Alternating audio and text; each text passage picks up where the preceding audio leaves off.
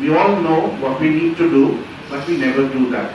Now, some will say that it might be an individual responsibility, it can be a government responsibility. Policymakers are not stringent enough, but I think it's in a whole, it's everybody's responsibility, whether the stakeholder is an individual citizen or the government or the policymakers and even the environmental scientists. Now, I'm seated between two experts. I'm the what you call, once again, apologist Tim, and the Aam Aadmi, I'm the common man, because neither am an expert on environment and neither am I well versed on this. So when Ritvik gave me this challenge, I think 2 days back, that you need to moderate this session, so I had to. I did just like everybody does before an examination, had to go through a lot of internet. Google is our savior these days. And what I would make from what I read about the entire climate and environment nexus is that is in the face of escalating climate change, resource depletion and environmental degradation, the integration of clean energy systems, that is what we are going to talk about, with circular economy principles, offers a transformative pathway toward sustainable development. That is what the reason why we are here for. And we are going to perhaps take away solutions and closed loop resource utilization. So that is what we would be talking about. Tim has been working on this for an extensive period of time, for many years now. So Tim, the first question would be to you.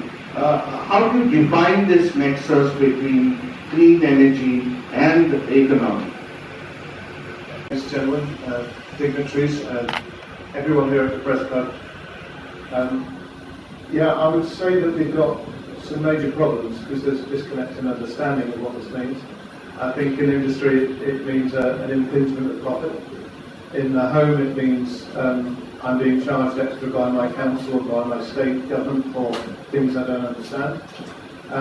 But in the overall sense of the truth of the matter, if we do not evolve and change, we will perish. We have oceans that have less than 30% of the fish stock and species in them than they did 30, 40 years ago. We have nutritionless soils, we have epidemics of chronic degenerative disease, and healthcare is bankrupting every economic system. We saw from COVID the biggest problems in economics and health. So the biggest circular economy and clean energy economy is in the human being. So if you have sick people, you have sick economies, you have poor revenues, you have no profits, the economy falls. So there's the world right for you on a plate. If we carry on just worrying on a local state level, are the legislative structures good enough? No. But why aren't they good enough? Because not everyone in government is explained to what is happening and what is going on in the real world. It's down to education, science and technology to persuade, not because we're in the sales business, but to present the facts. And the facts are, we need to take action. So in terms of clean energy, we need to think about an overflowing sink. The tap is running, the water is flowing over. At the moment, all we're doing in this climate change net zero branding is lip service. The SDGs are important, but people aren't doing enough for CSR. So if we just mop the floor instead of turning off the tap, we're not solving the problem. We're deferring it. At one point, we will drown. The flood will get too much above our heads, we'll stop breathing in oxygen, and it will be over for us. So my suggestion is we take it seriously that clean energy is the beginning from today, but we need to reach into the past, remediate our lands, restore our soils, restore carbon into the oceans and the earth, and grow healthy, nutritious crops.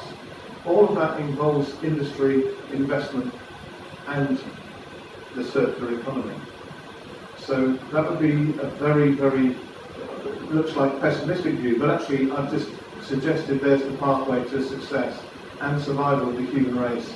If we don't go down this road, we could have less than 2 billion people on this planet by the end of this century. এবার আমরা যদি যতটা fossil fuels থেকে আমরা দেখতে পাচ্ছি fossil fuels থেকে কিন্তু অনেক দূষণ ছড়াচ্ছে এবং এই ফসিল ফুয়েলসকে একমাত্র রিপ্লেস করতে পারে গ্রিন এনার্জি সেখানে আমাদের গ্রিন হাইড্রোজেন যেটা আমরা বারবার করে বলছি অ্যান্ড ইভেন আমরা যে বিভিন্ন সোর্স থেকে যেখানে এই পলিউশন স্টেশন এসেছি সেটা কিন্তু ডিফারেন্ট আমাদের সোসাইটির মধ্যে আজকে আমরা সাস্টেনেবিলিটি নিয়ে কথা বলছি আমরা সার্কুলার ইকোনমির কথা বলছি এখানে কিন্তু সমস্ত সেক্টরকে একসাথে ইনক্লুড করতে হবে যারা এই সার্কুলার ইকোনমিটাকে ইমপ্লিমেন্ট করবে সেটা হতে পারে এডুকেশন সেক্টর তারাও ইমপ্লিমেন্ট করতে পারে কারণ সার্কুলার ইকোনমি হচ্ছে একটা কনসেপ্ট যেটা দিয়ে আমরা সাস্টেনেবিলিটিতে রিচ করতে পারবো কারণ সাস্টেনেবিলিটি হচ্ছে কি আমরা যেখানে দেখতে পাচ্ছি যে আমাদের এই সাস্টেনেবিলিটির পুরো জায়গাটাতে আমাদের এনভায়রনমেন্ট সিকিউরিটিটা দরকার আমাদের ইকোনমিক গ্রোথ